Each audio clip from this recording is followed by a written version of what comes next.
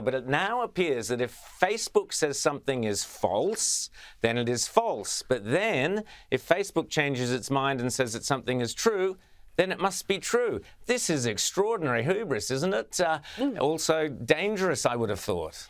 Well, yeah, that's right, Rowan. And the big headline message out of Facebook this week is that the theory that the coronavirus pandemic originated in a lab in Wuhan and was released potentially by accident, that is now such a widely accepted theory that not even Facebook is bothering to censor it anymore. But of course, if we go back a year or so ago, this was, of course, a hideously controversial theory. They said, no, we can't be talking about it. It's a conspiracy theory. It's a Trump thing, blah, blah, blah, blah, blah. And now Facebook is saying, well, no, now we're going to let you talk about that.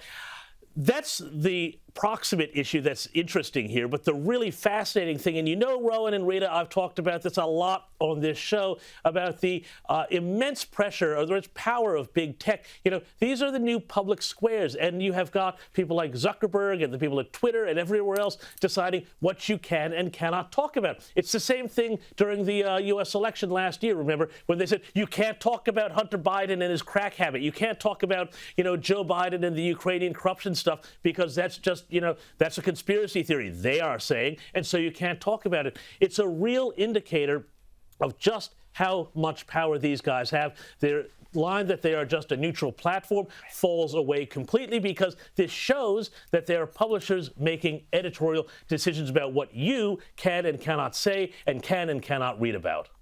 Well, Rita, it gets worse. As the magazine Gatestone points out, social media actually validates anti-Semitism and Jew hatred by censoring everything else. So everything other than anti-Semitism and Jew hatred gets censored, but they allow that stuff to run rampant, which is ultra depressing. Rita?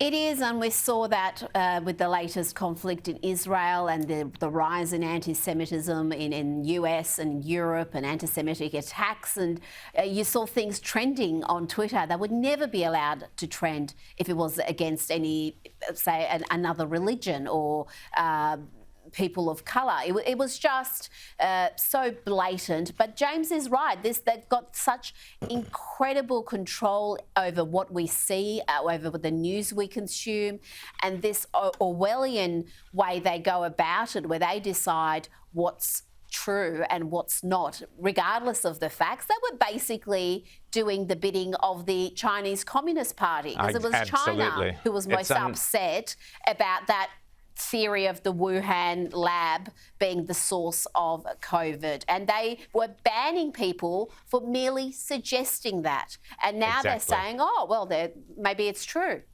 Terrifying.